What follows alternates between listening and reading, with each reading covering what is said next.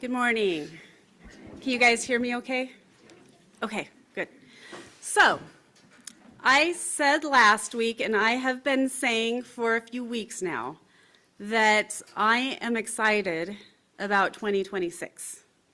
And I think 2026 is going to be a good year. It just, when I like look at 2026, I see the numbers 2026, and then it's like these like little wings, and then it's like right through this like bright blue sky. Like that's, I still feel that for 2026.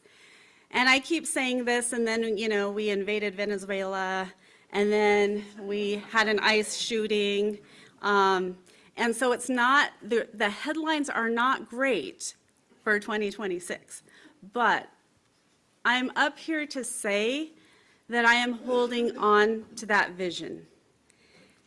Because I believe, I really do believe, that something has shifted, something has changed, and there is a lightness.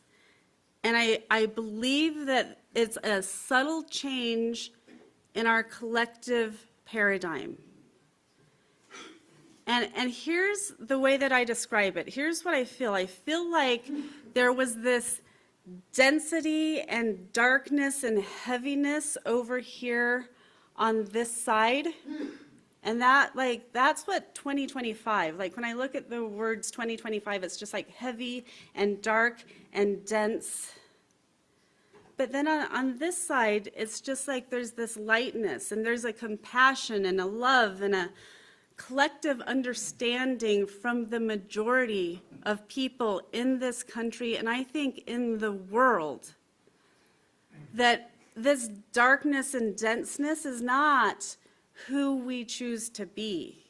And it's just, I feel like there's this shift that said collectively, we're not going there. We're not going to follow callousness and hatred and darkness, and yes, I will name it evil. We're just not going there because we're done with that. Like, we're tired of that. And the theme for this month is practicing resistance. And I will say that I believe that we have been practicing resistance intentionally for an entire year now. We have been intentionally, as a UU community, practicing resistance since November of 2024, when we knew what was coming. We knew this was coming, and we've been preparing for it. And so, as I said a few weeks ago, what we thought was coming has come. It's here. I'm saddened by it, but I'm not surprised. And that's why there was such a deep collective grief a year ago in November. Because those of us who were paying attention we knew that what happened on Wednesday, the shooting of an American citizen, a woman in broad daylight, was what was voted in November of 2024. And some people may say, that's not what I voted for. Or even, that's not what I voted for. But I'm sorry. It is. If you voted for Donald Trump, it is what you voted for. And here we are. I wrote on Facebook on Thursday morning. I called it, I Know What I Saw. I wrote, I watched a video yesterday. I know what I saw. And then I had people in power tell me that I didn't see what I saw. And then I read hundreds of comments telling me why what I saw isn't a big deal, especially if we just do what we're told. I know what I saw. My body physically responded to what I watched by feeling sick to my stomach. Trying to convince us otherwise is called government propaganda, mass manipulation. It's a strategy. It's effective. It's designed to make us question our reality and feel powerless. I want to say today, don't second guess your own reality.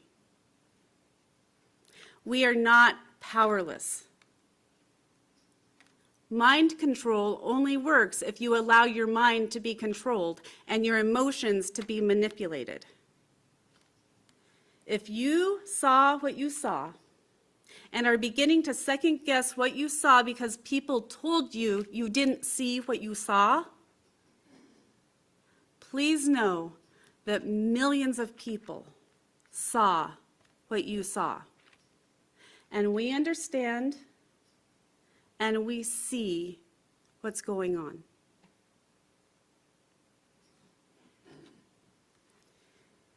The first part of practicing resistance is not losing your own ability for thinking, for discernment.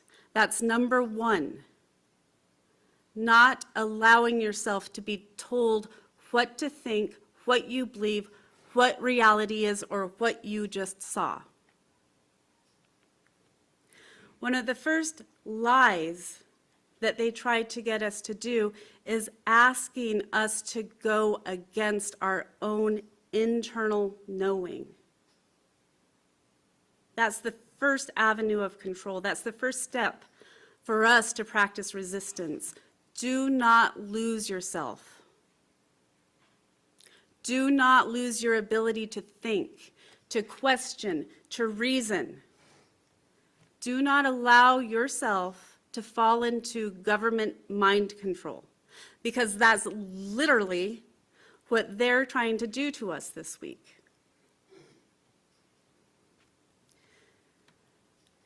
The next step is to not be manipulated emotionally. They want us to feel fear. They want us to feel outrage, anger, hopelessness. If you can control a person's emotions, you can control them. And this is what many people understand, right? I saw this video and now I'm mad. I saw a text thread about the video and now I'm furious. I saw another video and now I feel validated. I saw a press conference and now I feel happy. But do you see what's happening? My reality, my emotions, my state of well-being is 100% attached to my senses, my feelings, to the results of each individual interaction. And when I allow that to happen, I become like this yo-yo. I become like a piñata. And that is living in that state is highly stressful. So we have to let go of the illusion of the five senses. We have to let go of the connection and attachment of our emotions to TikTok and Facebook and the news, because that is how we are manipulated. And it is very, very effective.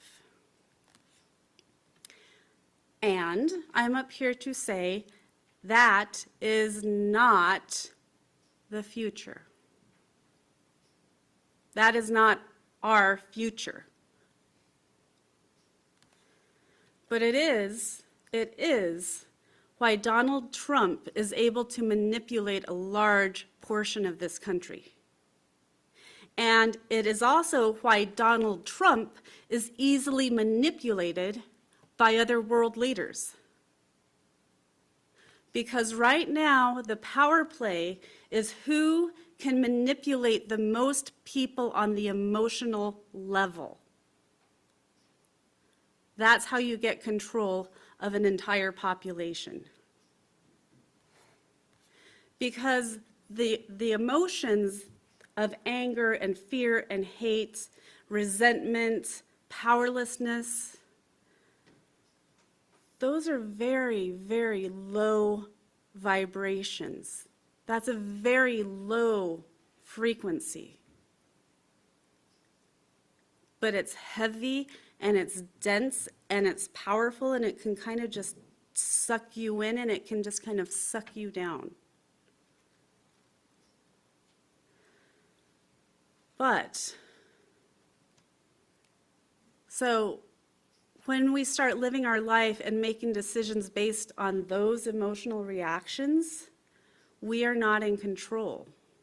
We are being controlled by the media, by politicians, by our friends, by our family, by whoever is using these lower emotions to get a response, a reaction out of us. We can be controlled that way. And today, and I think so many of us, I think this is why I feel like it's different, because today I say no to that. And I invite all of us to just say no to that. No. No. No. And this is why 2026 is going to be good, because I see millions and millions of people in this country, and even more millions of people around the world looking at that attempt for mass manipulation and saying, no, thank you. We're not going there. This isn't the 1930s. That doesn't work.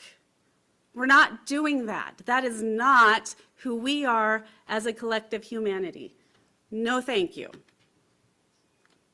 We choose differently. We choose something lighter. We choose something more loving. Dude, I'm not mad at you. Those were Renee Good's last words.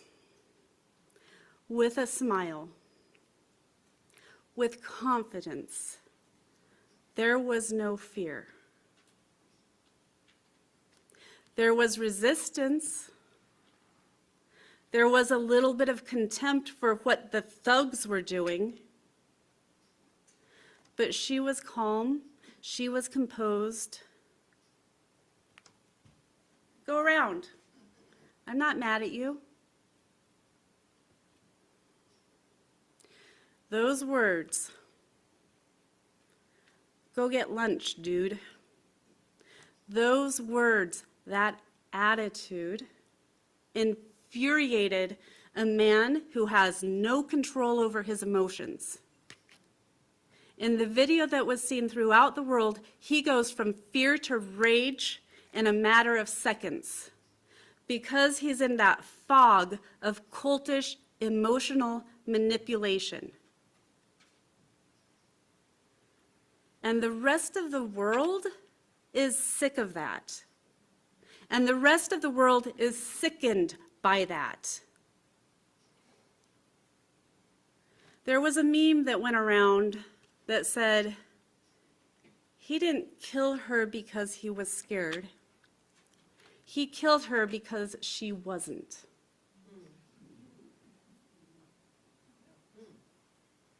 He didn't kill her because he was scared. He killed her because she wasn't. In other words, you can't control somebody who's not helpless, scared, or hateful. You can't control somebody who's living out of love, compassion, strength, and joy. You can't control that. And that terrifies them. Did you see how easily I got Jonna to step back this morning when I stopped matching her energy with the same energy? When I got grounded, when I got centered, when I brought in joy and love and peace and calm, I was able to move forward, and she moved back. That is the power of 2026. And it's not a new power, but it's a power that they won't see coming if we learn how to implement it in the right way. Joy, compassion, love, peace, calm, strength, and power.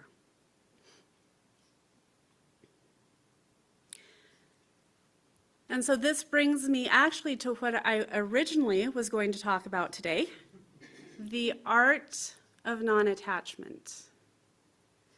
And this is a concept that has been shared for thousands and thousands of years, and it's sort of the essence of the sacred text, the Bhagavad Gita, which is the sacred Hindu text. And it's a Buddhist principle too. It's the understanding that attachment to an outcome, whether that outcome is good or bad,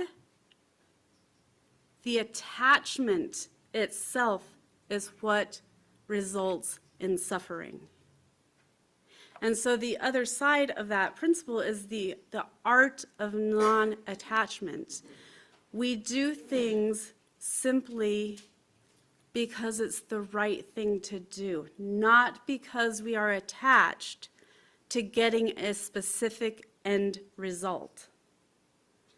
And I want us to just think about that for a minute. We do something for the sake of doing it, not for the outcome we're hoping for. We do things simply because it's the right thing to do. We offer somebody a smile because it brings joy to the world. We laugh because it bubbles up inside of us. We show up and stand up because our neighbors need us to know that they are not alone.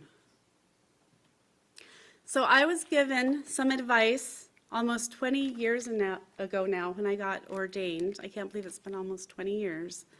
And it was advice that I had never heard, and it was ironically given to me randomly by like 3 different people at that time in my life. And I've shared it up here before, but it's been a while. So that advice that I got that has helped me sustain my ministry for almost 20 years is, if something is worth doing, it is worth doing poorly.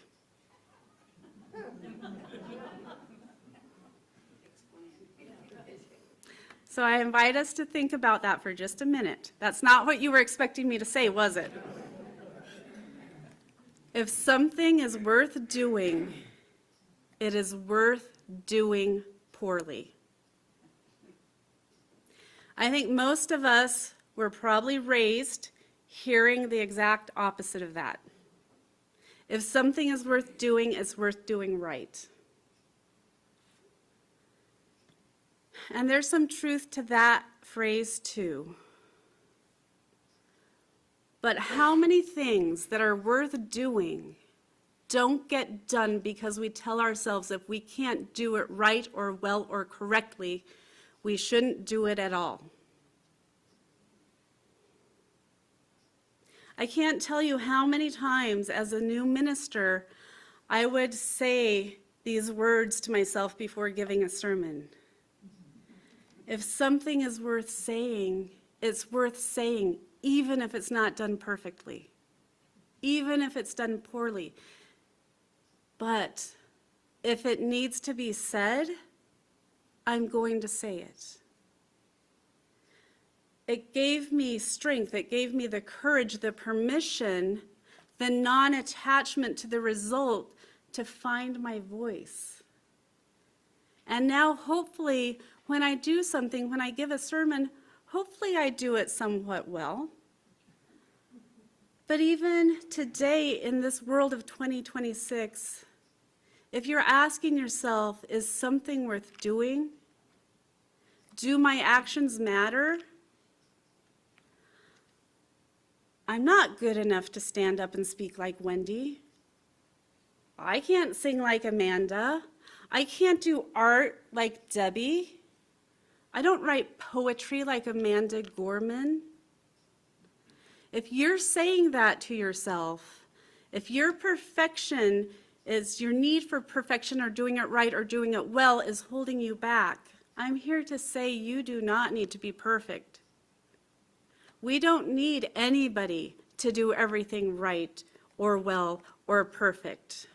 We just need you to be who you are, to show up. We get together every Sunday morning and we look at somebody and we say, welcome. It's that simple. Now, for some of us, even that can be a little bit scary. We might feel like we're doing it poorly. But I want to say,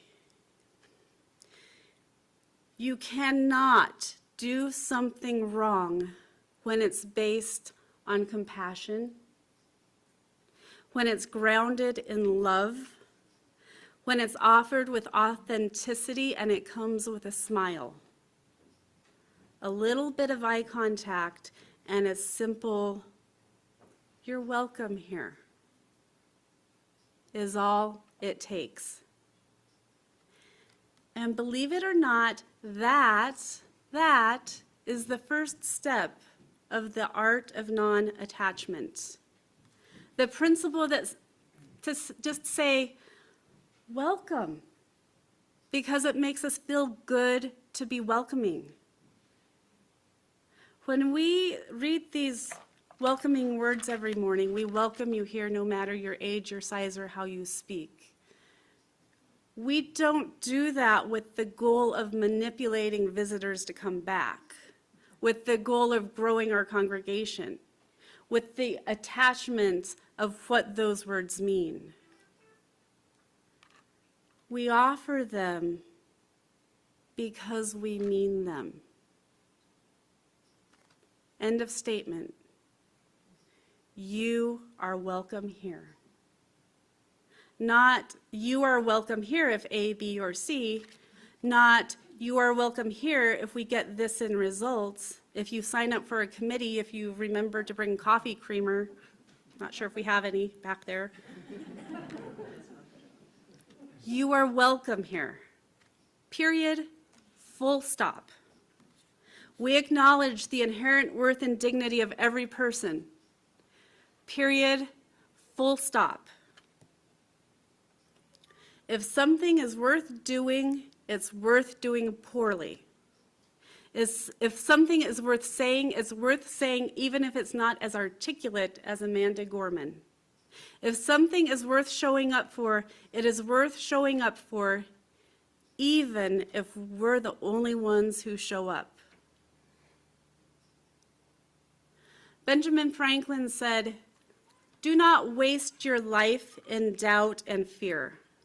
Spend yourself on the work before you, well assured that the right performance of this hour's duties will be the preparation for the hours or the ages to follow."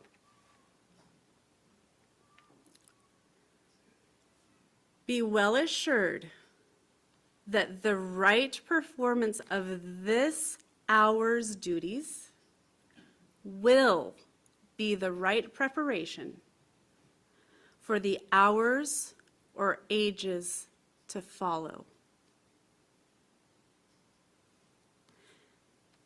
It's that simple.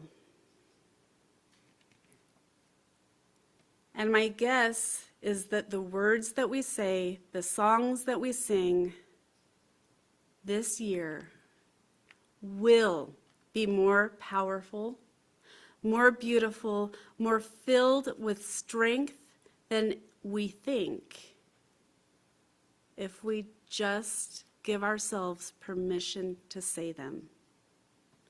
My guess is that if we show up because it's the right thing to do, regardless of how many other people are going to show up or not, my guess is that we will not end up standing alone.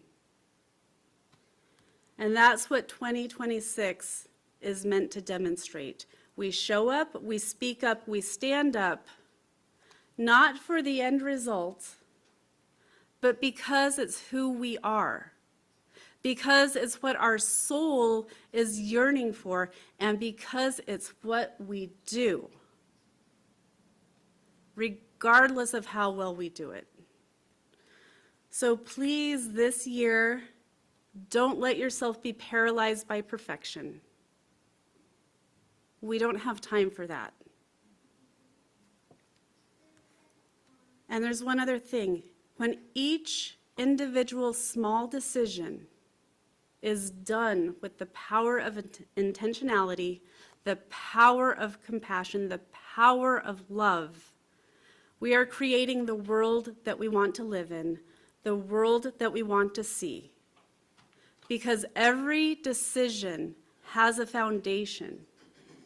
And if we plant strong, powerful, compassionate, patient, beautiful seeds, that is what is going to rise up.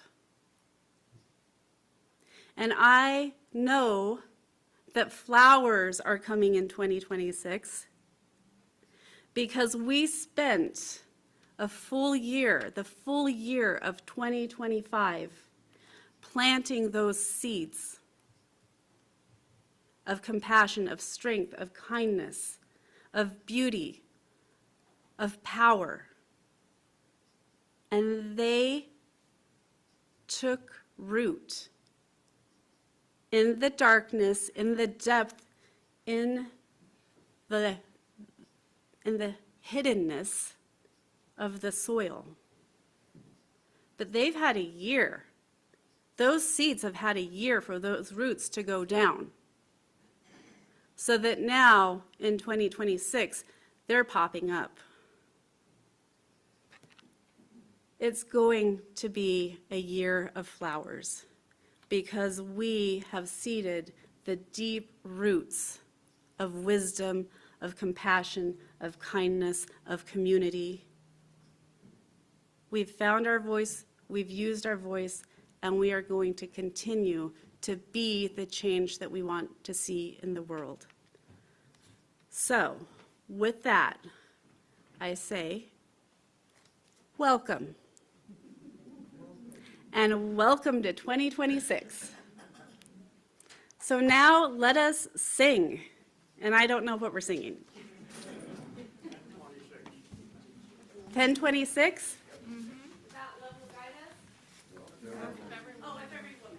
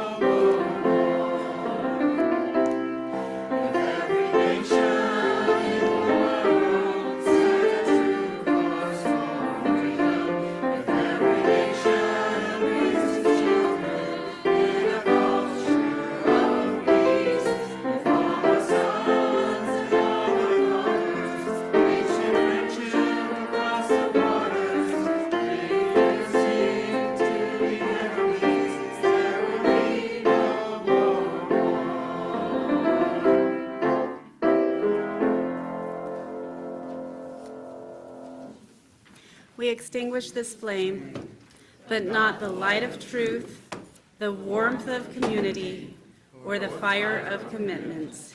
These we carry in our hearts until we are together again. Go your way in peace. Wander as you may. Blessed is the path you take. May love guide you on your way. Go now in peace. Amen.